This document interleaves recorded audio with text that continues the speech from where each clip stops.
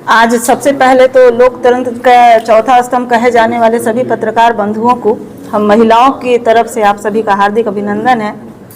हर विषय को आप लोग साझा करते हैं, तो आज का विषय बहुत महत्वपूर्ण है और वो विषय है आधी आबादी को लेकर। हम कहे जाने वाले आधी आबादी, जो कि निश्चित तौर पर हम हार और जीत दोनों बिंदुओं पर अपना महत्वपूर्ण विषय, महत्वपूर्ण स्थान रखती हैं।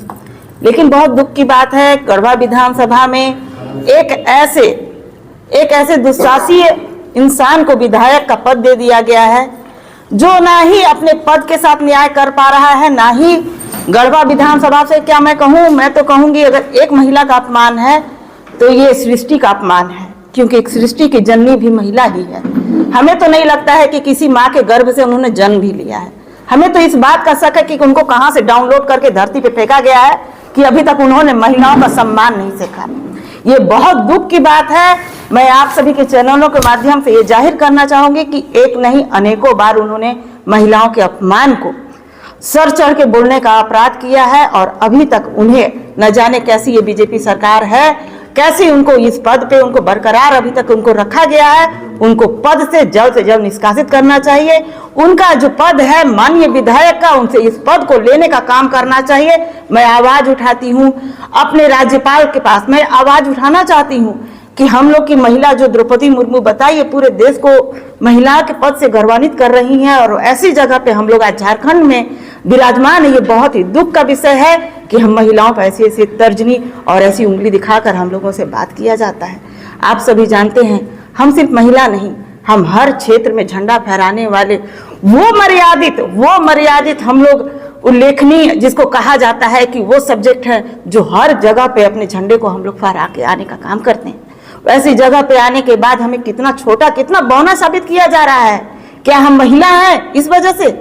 मैं उनसे जवाब मांगना चाहती हूँ। हम वो महिलाएं नहीं हैं जो रावण आया और हरण करके ले गया और बानर सेना को लेकर श्री राम को जाना पड़ा और जीत कर अपनी सीता को लाना पड़ा। हम वो आज के नौजवानी की महिलाएं हैं। हम 21वीं सदी की महिलाएं हैं, 22वीं सदी की महिलाएं हैं, जो हर पल अपनी रक्षा ही नहीं बल्कि अगर हमारे ऊपर कोई आंख भी उठाकर देखेगा, उसकी आंखों को गोटियों की तरह नोच कर और हम उनसे नीचे धरती पे उससे हम गोली खेल जाएंगे। हम वो दम रखती हैं। उनको शायद इस बात का अंदाजा नहीं है कि उन्होंने कहाँ छेड़ा है। हम वो मधुमक्खी का छत्ता है जो एक पत्थर मारने के बाद सारी मधुमक्खियां उनका रक्त जितना है शरीर का बाहर निकाल देंगी। वो बार बार पिछले भी प्रेस कॉन्फ्रेंस में हम महिलाओं का ये नारा था कि उनसे सबसे पहले उनको पद से हटाया जाए, और अभी तक बीजेपी में उनको अपने पद पर बरकरार रखते हुए उनको माननीय पद जो दिया गया है विधायक का पद, उनसे जल्द से जल्द निष्कासित किया जाए। हम विधानसभा का घेराव करेंगे, हम मुख्यमंत्री आवास का घेराव करेंगे कि ऐसे व्यक्ति को कैसे आप अभी तक मंचासीन बना के रखे हैं, कैसे उनको उस जगह पे बना के रखे हैं, उनको पद निष्कासित किया जाए। फिर से गढ़वा विधानसभा में चुनाव हो। हमारा 2 विधानसभा, भवनाथपुर विधानसभा और विश्राम विधानसभा, हम लोग के माननीय जो विधायक हैं हम लोग के पार्टी के हैं, जेएमएम पार्टी के हैं, हम उनके माध्यम से ये आवाज उठवाएंगे। हम जानना चाहते हैं क्या वो पुरुष नहीं है? हम महिलाओं को जब भी जरूरत पड़ती है भाई बन के, गार्जियन बन के हम लोगों से बात किया जाता है। हमारे भैया, बड़े भैया मिथिलेश ठाकुर के बारे में जिस तरह से उनको बराबर इस तरह का किया जाता है, मैं पूछना चाहती हूँ, मैं एक मामूली सी जिला परिषद सदस्य हूँ। हम जिस कदर भी अगर रात के 12 बजे भी किसी भी मेरे व्यक्ति को, पब्लिक को ब्लड की जरूरत पड़ती है, वो फोन करता है कि मैडम अभी हम लोग बहुत प्रॉब्लम में है, हमको प्लीज ए ग्रुप का, बी ग्रुप का, सी ग्रुप का, ओ ग्रुप का हमको ब्लड करिए। इसके माध्यम से उपलब्ध करा सकते हैं।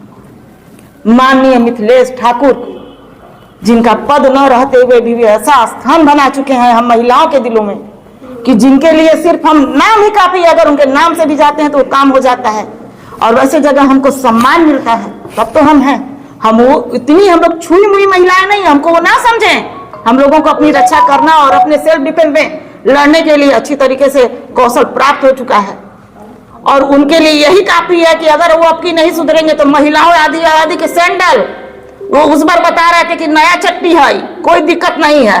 इस बार गोबर में भिजा के नया चट्टी के और उनको रंग देने का काम हम लोग करेंगे।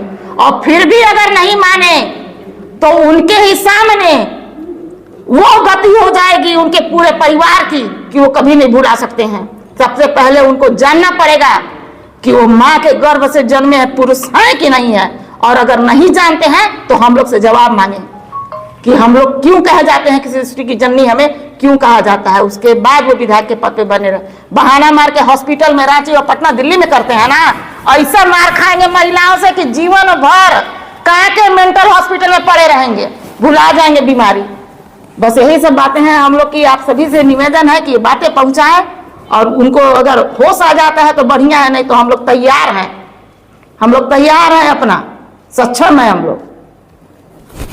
सबसे पहले आप सभी पत्रकार बंधुओं का हमारे तरफ से अभिनंदन।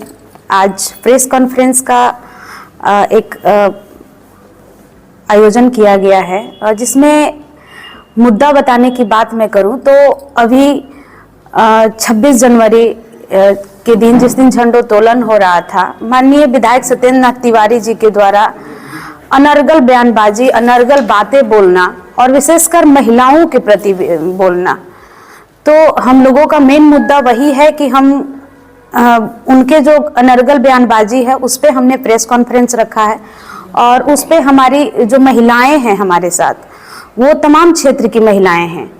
तो इसमें कुछ महिलाएं जनप्रतिनिधि हैं, कुछ महिलाएं जो राजनीति में रुचि रखती हैं, कुछ वैसी महिलाएं जो अपना दुख सुख ले करके माननीय मंत्री जी के पास जाती हैं।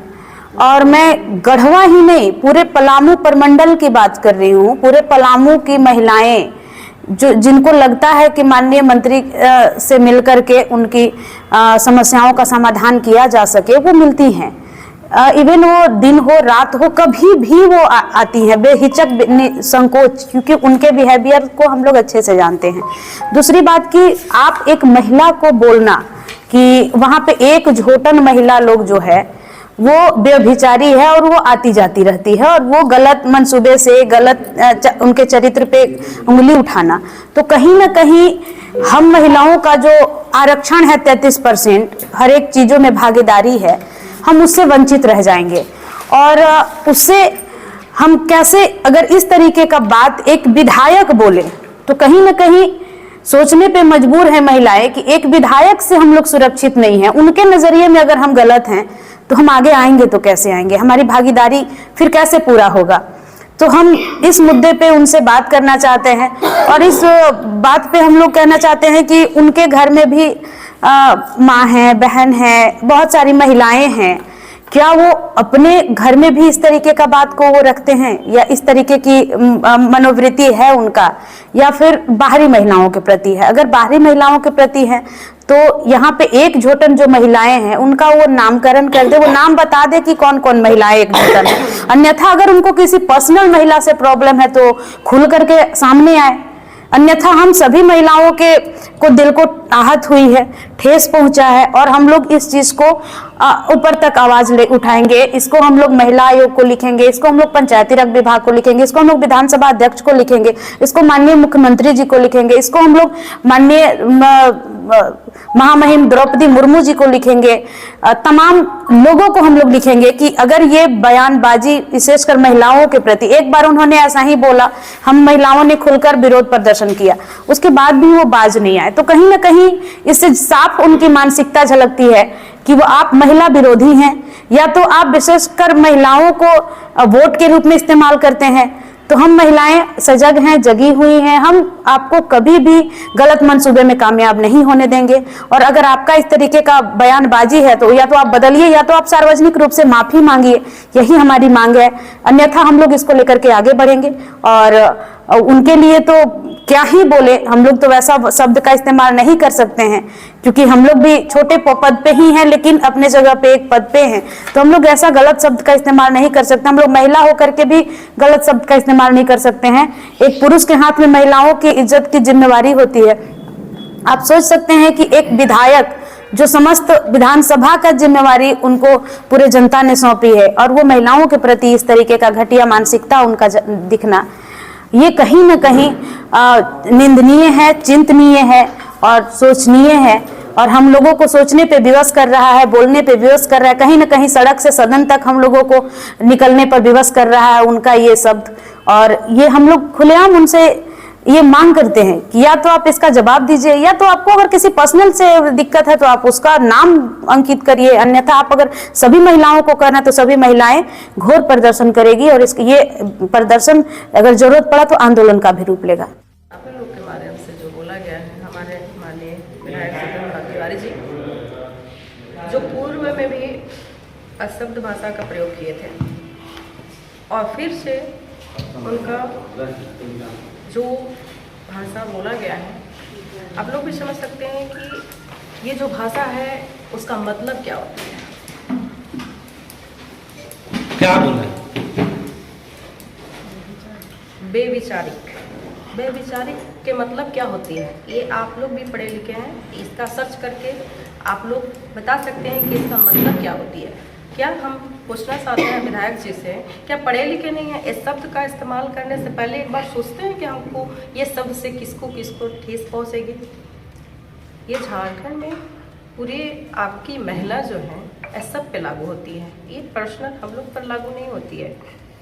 ये बातों से हम लोग को ठेस पहुँची है क्योंकि हम लोग भी एक जनप्रतिनिधि हैं।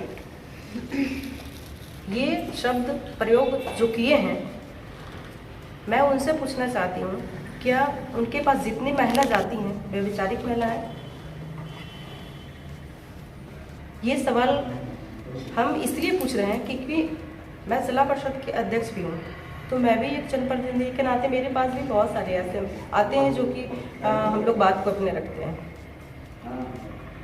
दूसरी बात है कि आप एक जनप्रतिनिधि होते हुए भी इस तरह का भाषा का प्रयोग करते हैं, तो हमको तो नहीं लग रहा है कि जो भारतीय जनता पार्टी को इनको जो हर बार इनको दिया जाता है, अब किस लिए दिया जाता है मुझे नहीं मालूम, लेकिन हाँ उनको विधायक रहने लायक नहीं है, क्योंकि क्षेत्र में अगर खास करके महिला का सम्मान नहीं देने पा रहे हैं तो ऐसा विधायक का क्या मतलब।